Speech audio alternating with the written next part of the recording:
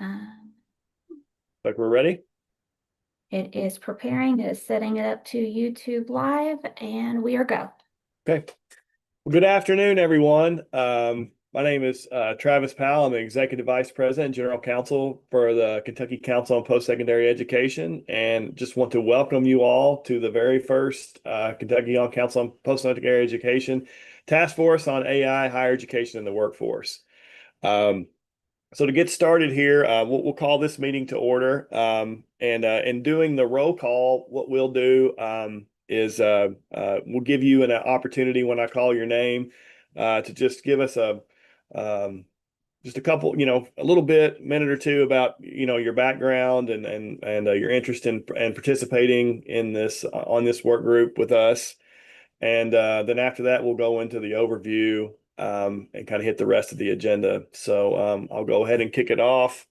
And the first person on my list is a person that I know pretty well, Cody Bumgardner. Hey, hi everybody. So I'm representing CPE, KRON, Kentucky Regional Optical Network, in relation to CPE on this. Been working with cybersecurity and AI for quite a long time, and well, I'll end it there. Yeah, thanks, Cody. Beth Davison. Hello, greetings from the Philadelphia airport. I am on my way back home to the great state of Kentucky and only able to join you by voice call today, but very glad to be here. I represent the Kentucky Chamber and the Kentucky Chamber Foundation. I lead the workforce education efforts with our team that really focus on economic development, and excited about what we know is the fourth industrial revolution, and really hope it's just a great time for Kentucky to become and make it the great equalizer, and get us all over even more out of our silos to work together and pass these critical signals between education and employers and build a better workforce in Kentucky. Glad to be here. Thanks for having me. Thanks so much, Beth. Tabitha Berger. Yes. So my name's Tabitha Berger, and I work at the Kentucky Department of Education in the Office of Career and Technical Education. And I am a program consultant for the computer science teachers and media arts teachers. Good to meet you, Tabitha. Thanks so much for being here. Ben Maynard. Hi, yeah, so I am your second of two KDE representatives. I work in the Office of Education Technology, and there we are helping inside the agency and across our K-12 school districts provide guidance and support for artificial intelligence. Thanks so much. And if I mispronounce anybody's name, please correct me. I'll give it my best shot on the first try. Mark Ciampa. Yes, it's pronounced Champa. Ciampa, okay. Yeah. I'm at Western Kentucky University. I'm on our university's AI committee, and I also teach AI and cybersecurity at the graduate level. So I'm glad to be on this committee. Thanks, Mark. Great to have you. Alisher Burkinoff. Hey, good afternoon, everyone. Alisher Burkinoff. I am here represent Education and Labor Cabinet, but at the same time, the Kentucky Workforce Innovation Board, which I get the pleasure to be executive director of. And KWIB is the acronym, and we're made up of appointed business, labor, education, nonprofit, and economic development leaders. And we actually had our own AI task force. At the end of last year, we brought together business, organized labor, educators, and we had some findings. So I hope to, continue the dialogue with you guys and see where that can lead to. And I will mention I'm also a part-time adjunct at K-State in the business school, and the students love using AI. So see how that reflects here. Yes. Thank you. Thanks so much, Alisher. Zinzing Wu. You're still muted. Yeah, there you go. Hello, can you hear me? Sorry. Hi, good afternoon, everyone. My name is Xinxin Wu. I'm from Kentucky State University. I'm a computer science professor of computer science. And actually, my research is also artificial intelligence and data science. In next semester, this fall 2026, I have AI classes. Yeah, it's my honor to join this meeting. Thank you. Well, glad to have you. Ashley Ireland. Hi, I'm Ashley Ireland. I serve as Assistant Provost at Murray State University. Before I was in this role, I served as the Dean of University Libraries, and I currently oversee our campus AI task force that's for academic affairs. Thanks, Ashley. Carrie Ernst. Good afternoon. I'm Carrie Ernst with Eastern Kentucky University. I am the Chief Innovation Officer here at the institution. I oversee IT as well, and I am co-leading an AI Strategic Council here with the Provost at the institution, and I'm excited for this conversation. Thanks so much, Carrie. Good to see you, Ian McClure. You're next. Yeah, hey Travis. Ian McClure, Associate Vice President for Innovation and Economic Impacts at UK. I oversee what we call UK Innovate, our innovation, entrepreneurship, commercialization, industry partnerships unit for the university and for UK healthcare. And I co-led and helped design and launch our Commonwealth AI transdisciplinary strategy, enterprise-wide governance framework, and strategic partnerships for AI, which I'm sure we'll talk more about later. Thanks, Travis. Thanks, Ian. Jeff Guan. Yes, this is Jeff Guan. I'm a professor of computer information systems in the College of Business, University of Louisville. I was interim dean of the College of Business for 3 years, and then just stepped down as associate dean. I'm leading the AI Council at the University of Louisville for a campus-wide AI initiative. Thanks so much. Yes, thanks so much. John Nelson. Good afternoon. I serve as the Dean of the Elmer R. Smith College of Business and Technology at Morehead State University, and I'm also chairing our AI work group, and I look forward to working with all of you. Thanks, John. Ann Kenworthy. Hi, I'm Ann Kenworthy. I'm president of Spalding University. So why am I here? Because we're a small university and I am driving the urgency for our campus community to really figure out, we have to understand it and utilize AI in the things, right? And pedagogy and assessment, customer service and the back end office. So, we're a small university, there are pros and cons. Plenty, we can think of all the, all the things that are part of that. The cons are bandwidth, but the pros are we're small. So we're very nimble. So think about like a really tiny linebacker who just runs through people, right? So we try to lean into that aspect of the beauty of being small. So I'm very grateful to be a part of this group. Yeah, we're glad to have you. Thanks so much. Machika McLean. Okay, can you hear me? Yes. All right. My name is Mashika McLean. I am the VPAA for representing the University of the Cumberlands. Before I moved into this role, I was the co-dean of the business co-dean of the College of Business and Technology. And then also I served as the school dean for computer and information sciences, where we launched our first PhD in AI and bachelor's degree in AI as well. So glad to be here. Yeah, glad to have you. Thanks so much. Sam Keithley. Hey, everybody. Sam Keithley. I'm the Senior Workforce Analyst at the Kentucky Center for Statistics, more commonly known as KY Stats. We are a statistical agency housed in the Education and Labor Cabinet at the Commonwealth of Kentucky. And we spend a lot of time gathering and analyzing and providing data about Kentucky's labor market and the educational workforce systems that feed into it. So happy to be here today. Yeah, thanks, Sam. Glad to have you. Ryan Hall. Is Ryan on? I don't see. Hey, everyone. Oh, there you are. Hey. Greetings from Houston, Texas. I'm here at a career and technical education conference, and 90% of the talks are artificial intelligence, as you might imagine. So I am the AI and innovation lead for KCTCS. I sit on our AI steering committee, KCTCS Board of Regents. I do a lot of work in the workforce development space and do a lot of public talks about artificial intelligence around the Commonwealth. Very excited to be here. Thanks for having me. Yeah, thanks a lot, Ryan. Jordan Harris. Thanks, Travis. Jordan Harris here. I likewise apologize that I can't be on camera. I'm traveling like some of the others who are on here today. I'm a vice president of Deloitte Consulting. I'm based in Louisville and help lead our work in Kentucky, but more importantly to this project, help work with AI across a lot of our enterprises. There are a lot of enterprises with a variety of places around the United States. And of course, that's a big focal point for us as a firm. And very delighted to be part of this group and really think that these are some of the most important questions and important topics that any institution and any organization can be tackling. So I commend CPE for doing this and want to thank Beth Davidson for getting me engaged and looking forward to it. Thanks, Jordan. Rolf Provan.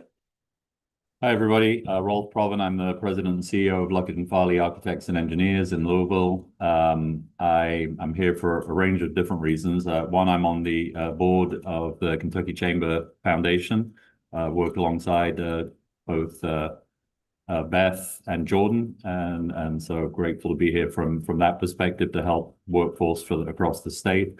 More specifically, as the leader of an architecture and engineering firm, I'm worried about the development and training and of future engineers and architects. And when a client comes to you with a fully rendered, fully finished set of designs that they developed in AI, it gets your attention in terms of what the future might be.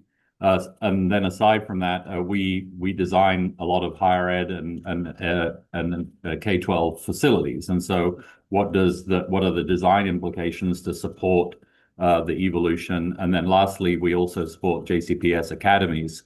And that also, from our perspective, has been a way for us to lean into education around engineering and architecture and drafting, which again, looks like it's right in the crosshairs of some of the things that are evolving. So range of perspectives. Great to have you, Rolf. And last, but certainly not least, Brett Oliver. Hey, good afternoon. I am a family physician and the chief AI officer for Baptist Health. So I lead our strategy and governance pieces. So community member and seeing the impact already of de-skilling and non-skilling of some of our physicians as well as the staff. So glad to be here and look forward to learning.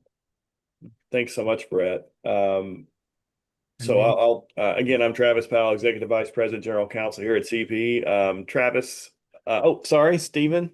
Yeah, just I wanted to see jumped over years. I last. apologize. You're on my That's list. okay. You were way up on my list, and somehow I skipped I'm you. used to being apologize for last. that. With the last I thought I name was like doing so Youngblood, well. It's pretty typical. So I am Stephen Youngblood. I'm a professor of communication at Northern Kentucky University.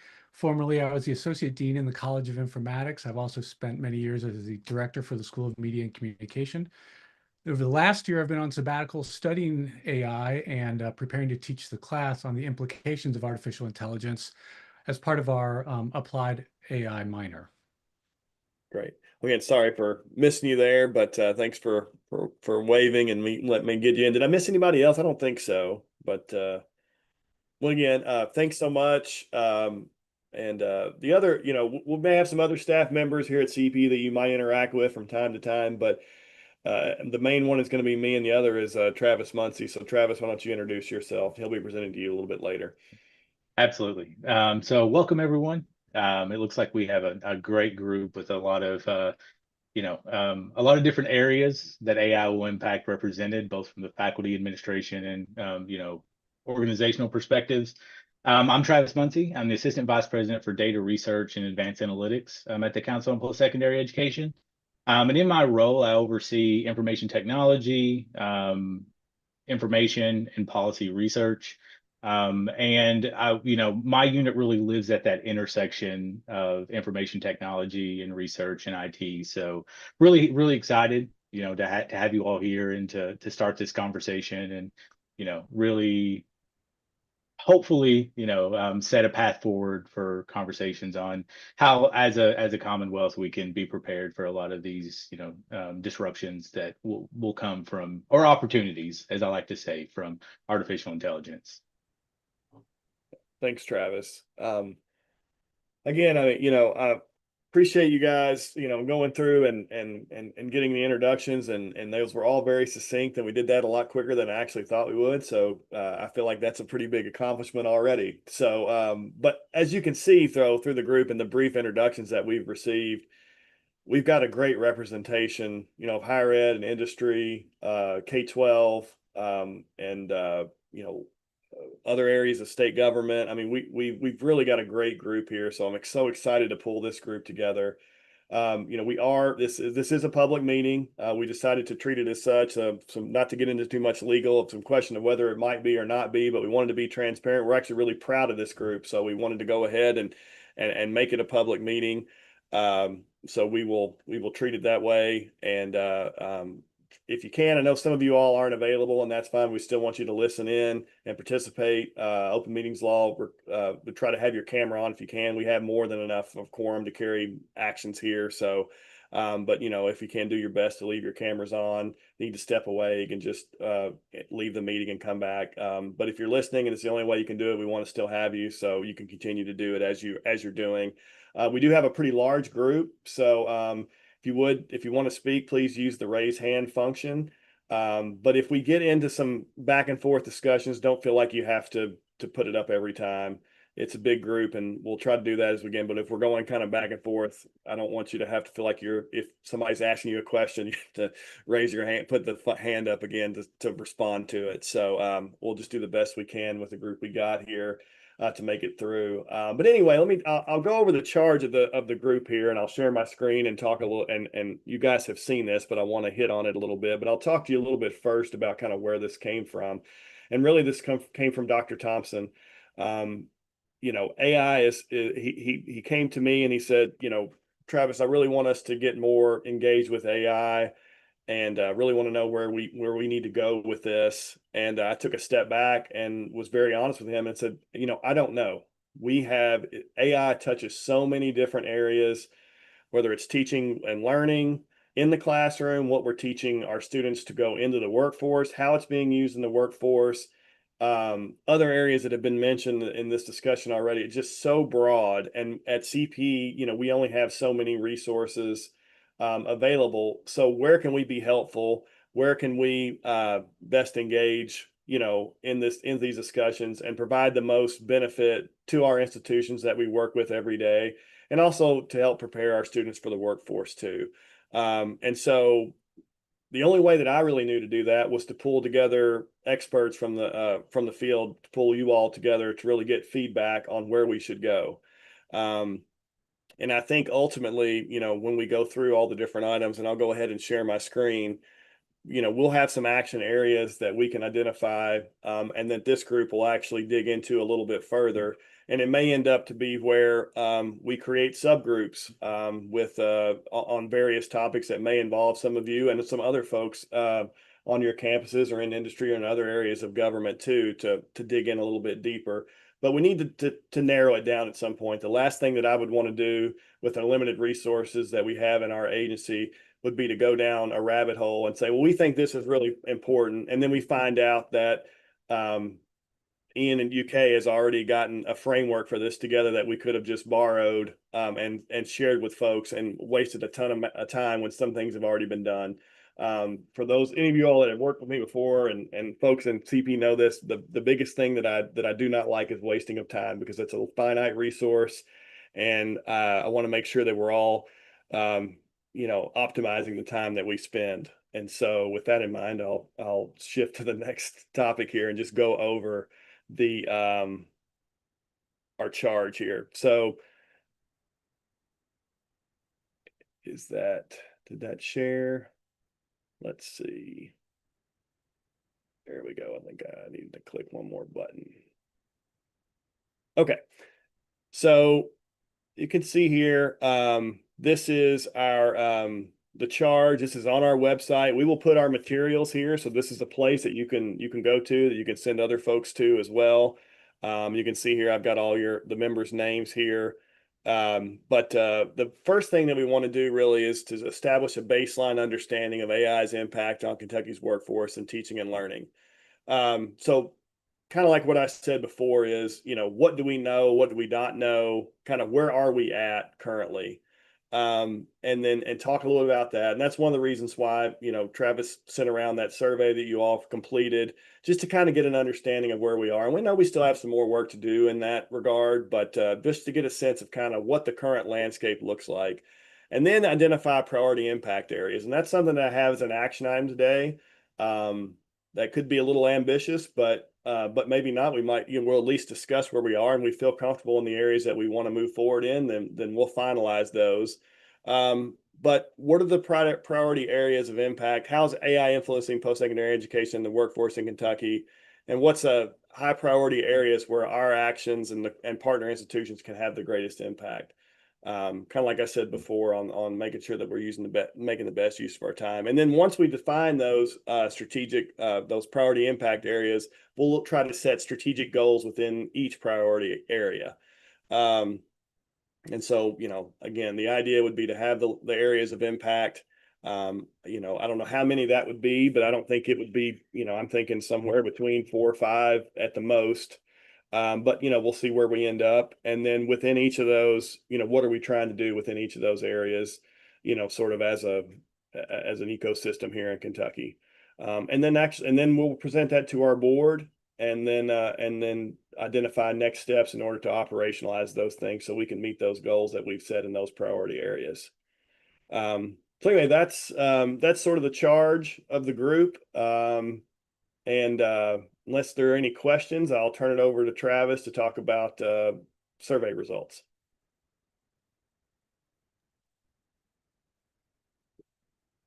Any questions? I think you're up, Travis. Well, yep. Well, then I will stick to not wasting time, Travis. So, as the other Travis, I just want to, thank you all again for taking the time to fill out the survey. I know it was kind of a long survey, but I think there was a lot of ground to cover. So, and the presentation will focus mostly on kind of the multiple options, the multiple choice questions that were on the survey. But we did go through your written out responses. I just want to say, you could really tell that there was a lot of time and effort, and they were really well thought out.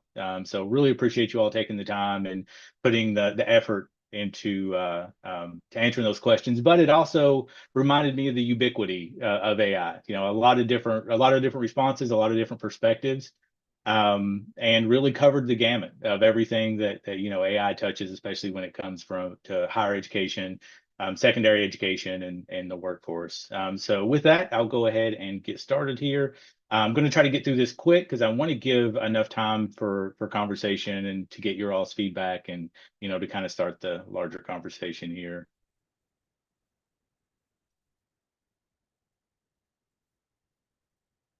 Okay, everybody able to see that?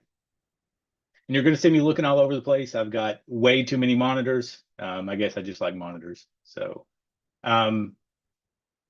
yeah, so what we're going to run through, we're going to do kind of a survey results overview. This is really all just an overview, but we'll highlight the different areas or the different primary areas that were part of the survey. The headline findings, what we found from the teaching, learning, and faculty readiness, workforce skills, industry perspectives, and so on. And then what I'll do is I will turn it back over to Travis Powell, and we'll kind of start the discussion and get feedback. Good news is great response from the survey, as mentioned before. Just to kind of show you how it's representative, really it's 18 members. I apologize, should have changed that because 2 were from the same organization with the Kentucky Department of Education. But we had 5 public universities, 2 IQ members, one KCTCS representative, 3 state agencies, and 2 industry leaders. So great response. And, like I said before, I think we've got a really good mixture. We'll have a really good mixture with this group to be able to provide different perspectives.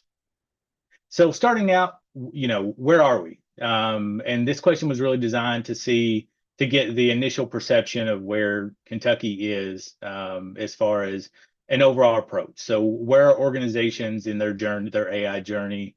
And, kind of the main response was most people are still in the exploratory stage, which is, a good reason why we have this group together right now to kind of answer those questions and move beyond that exploratory stage.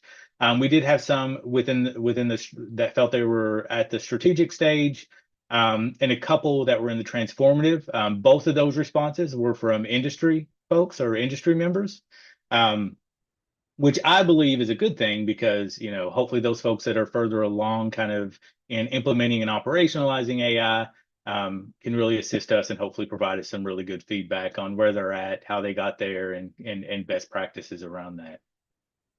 But asking the question of how well is Kentucky preparing graduates for AI influenced workforce, the response was not very well.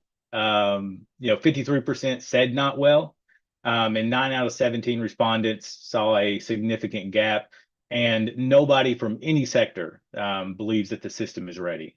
So again, I think that kind of speaks to the importance of this group and having these conversations and bringing this group together.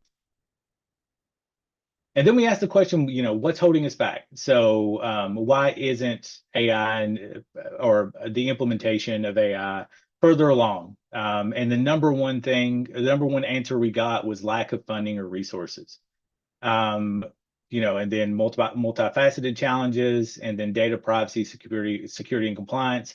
But most of the answers were kind of focused around that lack of funding and resources. And it was really shown as kind of the dominant barrier. But that really differed among institution types. Some institutions, some academic institutions cited data privacy and security, while some of the smaller institutions, the answers were really around funding and infrastructure, and things of that nature. Moving into teaching and learning, this is specific to the academic institutions, but where do the institutions stand? It looks like that a lot of institutions at least had started faculty professional development on AI pedagogy.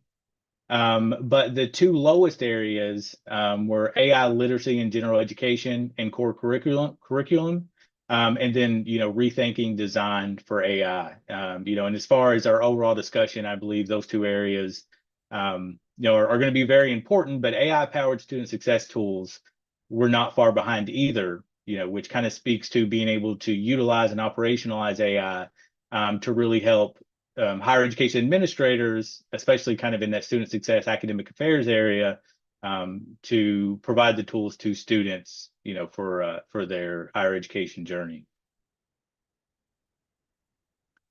When we asked about faculty readiness and classroom defaults, it seemed like that most institutions report kind of a growing number of early adopters. So it seems like faculty are aware of AI. They're aware that their students are using AI, that that it is a tool that's being utilized. But it still seems like there's a lot of opportunity there for professional development, or at least the teaching of basics in AI. Because 75% of the respondents said that there's still support needed in that area, which we'll see again in our key takeaways. And it seems like the default expectation for AI in coursework, 10 of 12 institutions have no institution-wide default. So it seems like there's a lot of variance there, and it's very institutional specific, whether there's a overarching kind of AI policy in the classroom, or it is more focused towards, the individual instructor or the individual faculty themselves and how comfortable they feel with the tool. When we ask the question, what skills does Kentucky's workforce need? I think there was one really big takeaway here.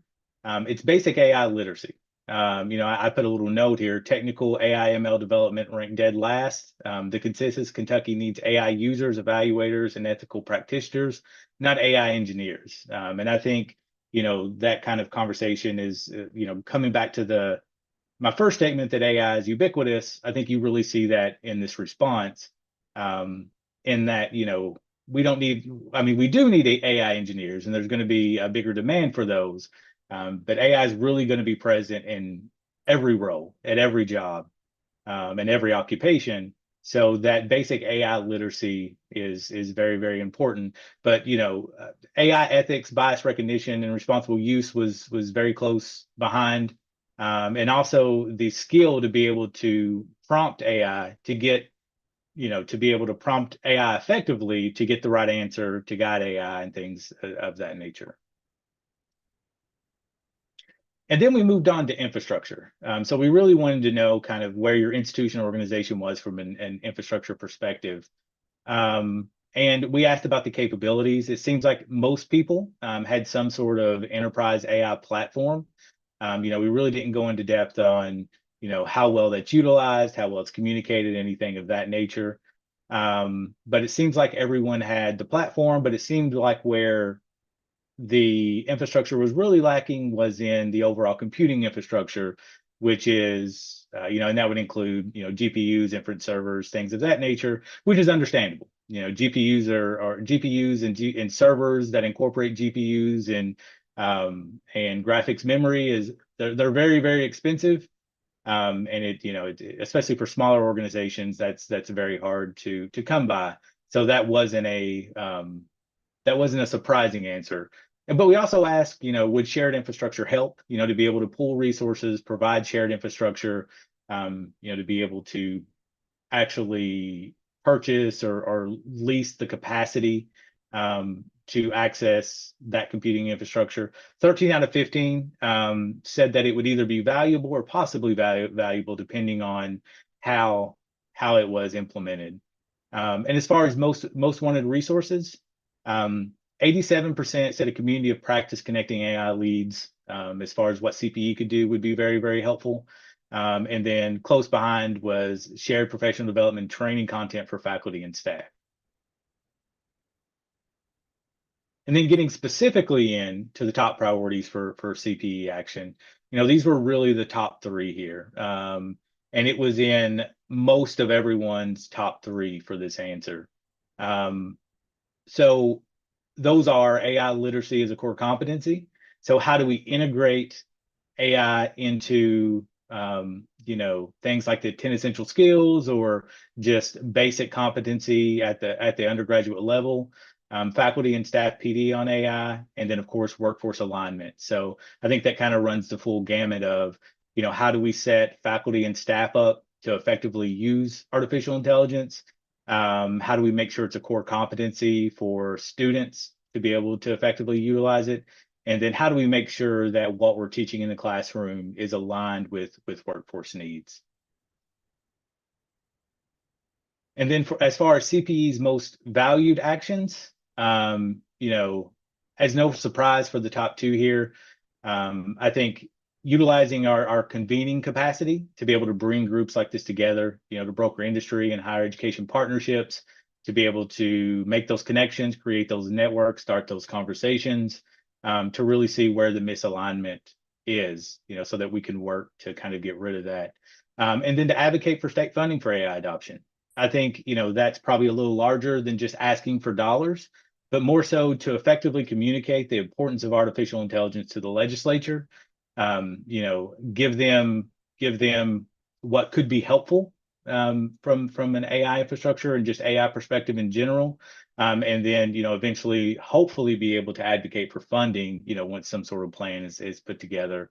And then commission research. So to bring groups like this together to ask the right research questions, to make sure that, again, this comes back to alignment with workforce, but just to make sure that we know how artificial intelligence is impacting the marketplace in Kentucky or the workforce in Kentucky, and what we can do to kind of mitigate any potential downfalls that come from that rapid change, and then facilitate information sharing on AI tools, pilots, lessons learned. Again, that comes back to you all being able to tell us what you use, what's been effective, what hasn't, and kind of the strategies that you've used in your own organization. And then real quick, last, just kind of our key takeaways based on the survey itself. We split this up into kind of 9 different ones. I think very importantly, no one thinks the system is ready. 0% said very well on workforce preparation. I think it's important to know that the system is really, for the most part, in the exploring phase, not really implementing, with 59% say they're still in the exploratory mode of how to implement AI into their own organizations or institutions. And funding is really a binding constraint. 41% actually listed that as the single biggest barrier. AI can be really good at making an organization more efficient and effective, but there's also a very big upfront cost to be able to get in the door. AI as a whole, from an infrastructure perspective, is very expensive. Faculty professional development is a universal need. No institution said that most faculty are confident when it comes to AI in the classroom.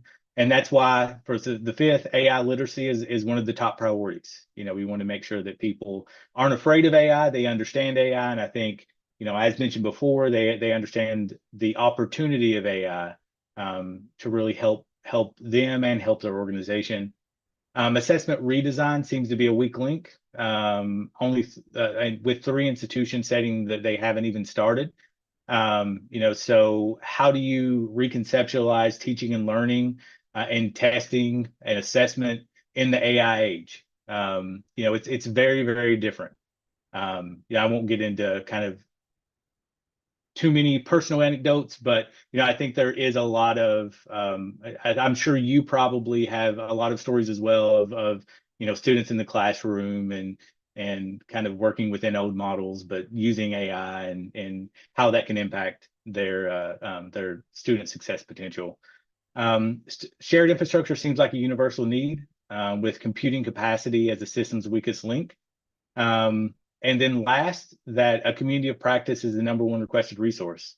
And any of these or all of these can really come out as kind of some of the primary areas that we'll get down to next. But it seemed like that just convening and having the right people in the room and having the right conversations was something that everyone seemed interested in and thought it would be fruitful and worthy of the time of the committee. And with that said, I will stop sharing, ask for any questions, and turn it back over to Travis Powell. I know that was a lot in a very short period of time. Thanks, Travis. I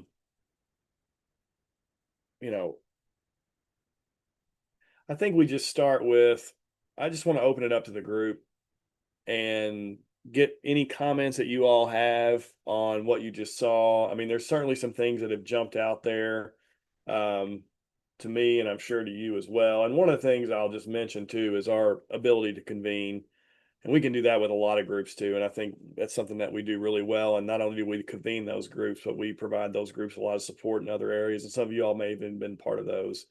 But anyway, I think I'll just open it up to the floor and folks that have reactions to what they've seen and with a mind towards sort of identifying those priority areas.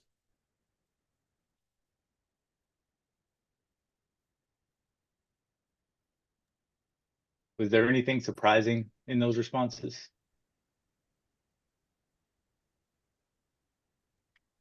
I can't find the hand raise button, so I'm just going to speak here. Yeah, where is that?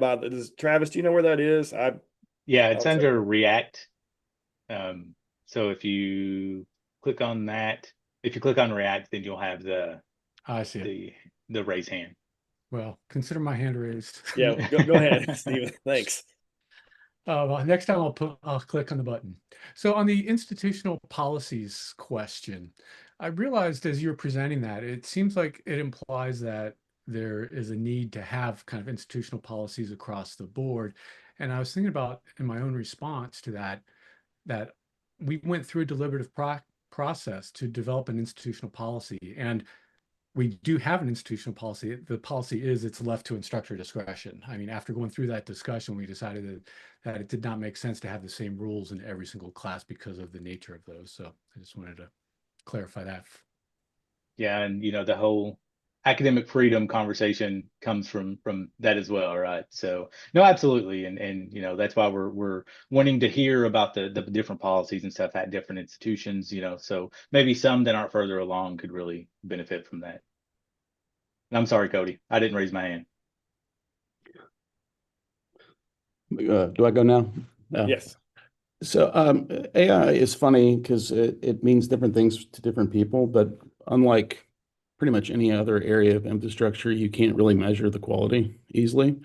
So if you look at what CPE is good at, and at least what the committee answered that maybe most effective in convening, maybe not just meetings, but evaluations. So over the last couple of years of training and using models, we find is even the commercial models over time will change based on the day and demand, things like that.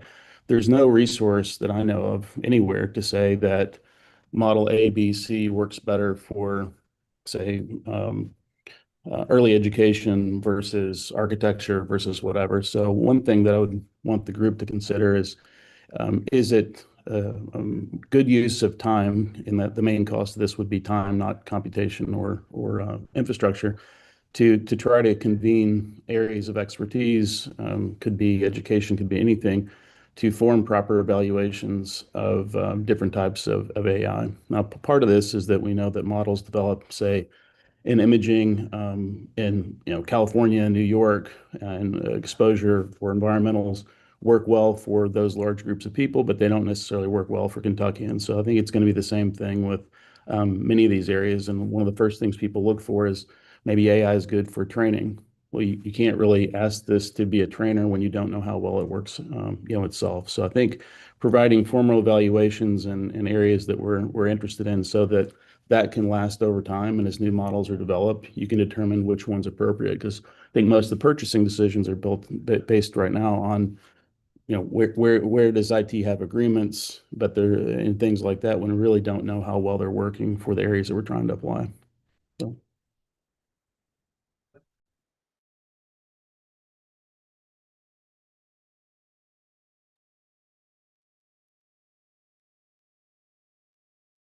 Other thoughts? Go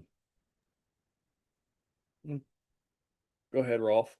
Yeah, I was just thinking about what Cody just said, and I was thinking about it as a different lens on that. And I'm thinking from the enterprise perspective. And I was while this is going on, we have the past president of the AIA doing a webinar with all of our staff on how to use AI. And one of the questions is we've opted to use Claude as the tool for our company. And somebody asked why, and I watched our IT lead stumble through trying to explain why that was better. And I think it relates to what Cody just said. But I think the other piece that went through my head as he was saying that is ROI.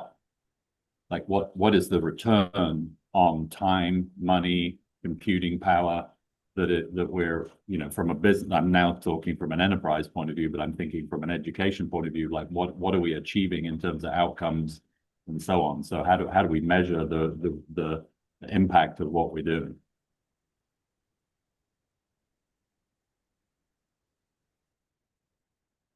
So I'm hearing, sort of pulling experts together in certain areas, and then, those folks that have experience in these areas to help evaluate things for the system, little s wide, to help better inform decisions, on campuses and in industry, I guess. Ian, I think you were next on my list. Yeah, thanks, Travis. So first, just want to thank you for putting the survey together. I thought the way it was done, it was very well done. Pointed to the right, sort of directionally pointed well, and to be honest, I think most of the answers that Travis you just presented were spot on. I think a lot of it was likely aligned. A couple things that I just thought would be important as we think about developing a community of practice, which I think a lot of us agreed here that would be an important role that CPE could help facilitate. One of the major points of enlightenment that we've had at UK as we've been developing our governance framework is that it's really tough to have one single table that can speak for or on behalf of all of the functional areas of a major university or college, or even a larger organization. It's just tough in any single group to cover the very different perspectives, needs, challenges, and opportunities for students, differentiated from faculty, differentiated from staff and administrative employees, differentiated from, in our case, healthcare. And so we broke those tables up to make sure that we are developing different communities of practice that then could come together and provide sort of cross sharing and information sharing and crosstalk between them. So just something I would say, especially for some of the larger universities, it's tough to have one conversation that covers all of the important aspects and perspectives that AI touches for all of our different people. For example, training and literacy to some of our administrative staff is very different than training for a different type of literacy for our faculty. So just want to kind of put that out there when we talk about, when we use words like literacy or training, that we are cognizant of the different perspectives and use cases. Now, I think Beth, you were next, and then Jeff. But I'll just say, to that point, Ian, I would think even amongst faculty disciplines, it could be different too. So Yeah, absolutely. Yeah. Go ahead, Beth.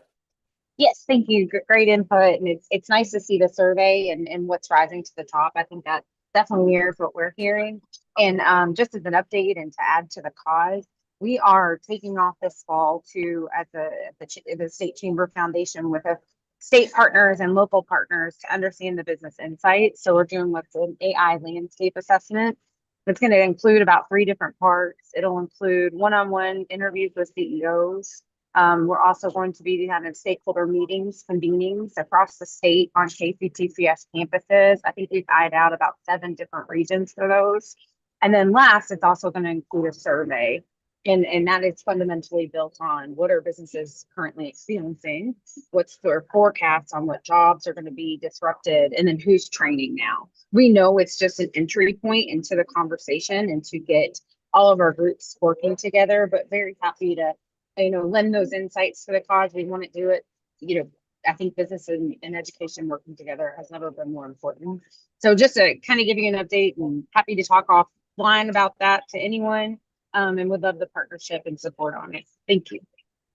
Well, thanks, Beth. And I don't speak for the group, but I'm sure this group would be happy to give feedback on anything that you all are doing to help with, with creating the framework and what you're doing and survey and that kind of, we've got a good group here, and feel free, any of you all, feel free to use the group. Agree. Thank you. Yeah. Go ahead, Jeff. Yes, thank you. I'm really impressed by the makeup of the team, task force, I should say. And I know a couple of people here on the screen too. So this is a great discussion, but I want to go back to Stephen's question about policy, guidelines, and faculty, in particular faculty. And so the faculty, I think, remain a critical asset because they're the frontline workers. They're in the classroom. They interact with the students. And so I just want to share something I'm working on. And as you know, I'm in the college business, and I'm also co-chair of these AI committee for the international accreditation body called AACSB for business schools. And the topic for the Dean's Conference in October in Orlando is hyper personalization. So the background is that the context, I should say, is that the current higher education model is essentially, for lack of a better term, I hope I don't offend anybody by saying that, an assembly line model. In other words, the students are subjected to the same content at the same pace through the same assessment. But AI really is changing that. And so we all have had, for example, at Couch Business, we have a leadership class that uses AI, and business statistics, we're using AI. So to allow students to proceed through different avenues of learning, different styles of learning, I should say, and also at different pace. That is something that is going to be, I think, somewhat controversial. Maybe even faculty may even resist to it, but other schools are doing that. Other states, for example, Miami of Florida, they're looking into that. Thank you. Yeah, thanks. Alisher. Hey, I'll be quick. I just wanted to double down on the AI literacy perspective. From the Kentucky Workforce Innovation Board, we look at job seekers and how do job seekers stand out, and students are job seekers, future job seekers, and that having some kind of foundational credential, second tier, and like more third tier, thinking foundational, maybe associates, bachelor's, but some kind of understanding that this job seeker can stand out in the marketplace with their credentials. How can they show that they can work with AI? That's something our group really honed in on, and we would look at Kentucky's educational system, the whole continuum, to be able to build those recognized credentials that someone can show off in the marketplace. So, thank you. No, and I think well, that's very important. And we're in our graduate profile work. Some of you all may be familiar with on our 10 essential skills that we're trying to embed in all of our different programs that are offered at institutions, and our academic affairs unit has really been working through that. But and I was hoping this group would help inform to what extent do we need to embed AI into that process too. So you could do it in an area where it certainly stands out, but then also is there something that a baseline level that we can give to everyone to say that, well, if you graduated with any degree in Kentucky, we know that you have a baseline understanding of this. So maybe get some employer reaction to that. Some of our industry folks, Brett, maybe, or Jordan, perhaps. I think it could be useful. I think the challenge is it's changing so rapidly. What does it mean that you got that certification last spring? I mean, I guess it at least gives you a baseline, but I think it would be challenging to apply it to a certain position that we're looking for. Yeah. But it's certainly Yeah, that's true. And I mean, to a certain extent, you deal with that in a lot of disciplines. But nothing like this. And this is my career.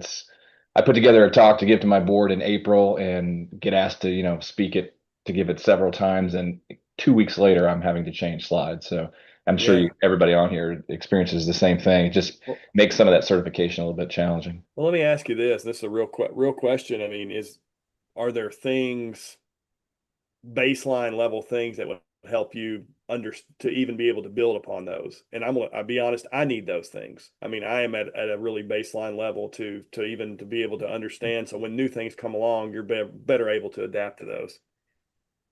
I mean, from my perspective, absolutely. To know that certain teams that you're looking for, certain individuals have at least a basis there. I mean, and they're not afraid of it, or they're trying, or those kinds of things are. I mean, listen, we have a lot of work to do to raise that literacy bar in our organization.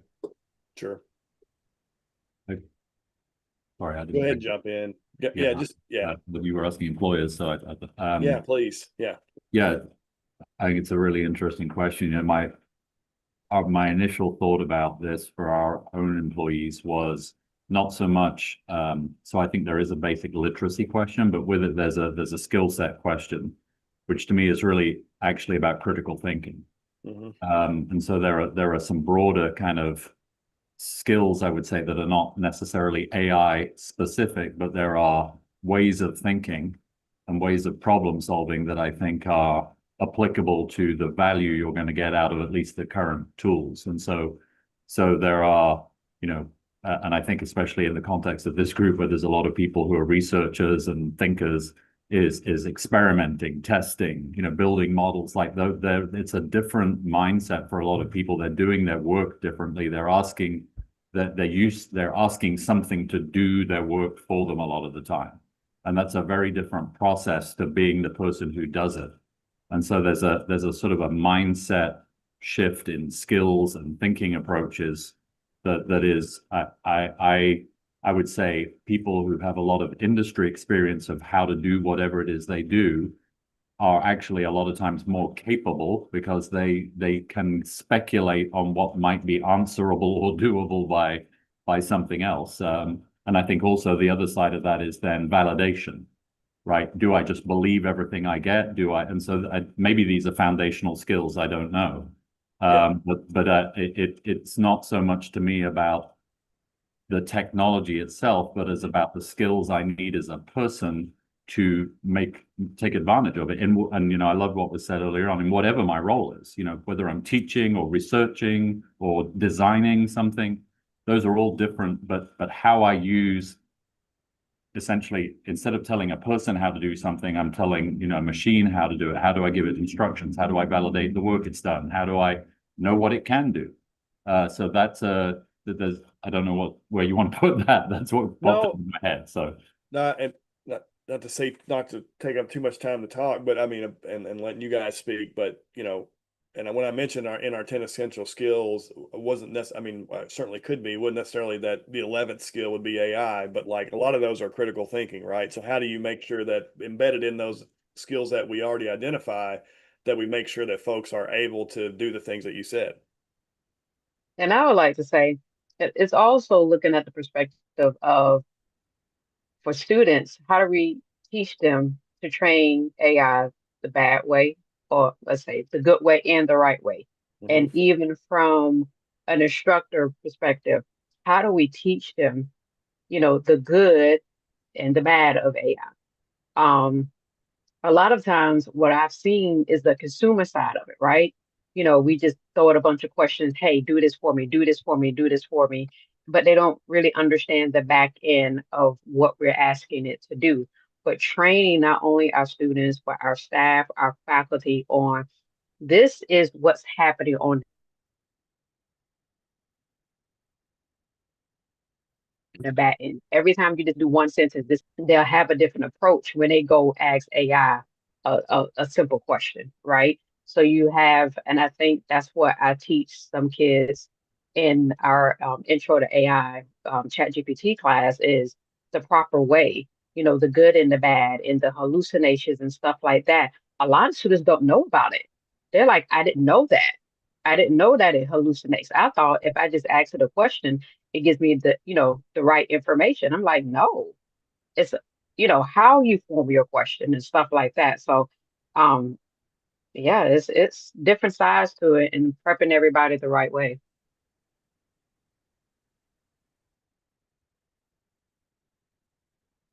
No, absolutely. And again, I think, the point earlier of as this evolves, do you have the tools to evolve with the technology, right?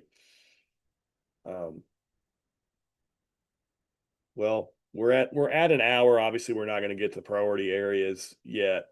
And thanks, Beth. See your note there. If other folks have to drop off, that's fine. So I think what I'll do, what Travis and I will do, because I understand that folks, I want to be respectful of time.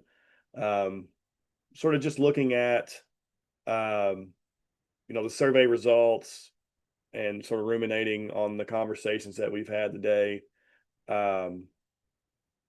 Maybe come back to the group at the next meeting. Also, if you have questions for us, let us know. We can share materials with the group and maybe come up with some potential areas, priority areas, and give you all something to react to. And then we can add, subtract to it, that sort of thing as maybe a next step.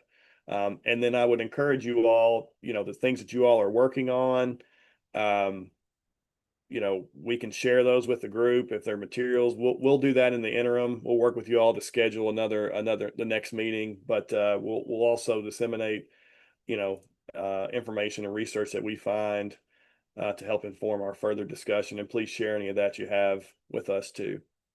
So, but anyway, but like I said, in respect of time, I'll go ahead and ask for a motion to adjourn. So moved.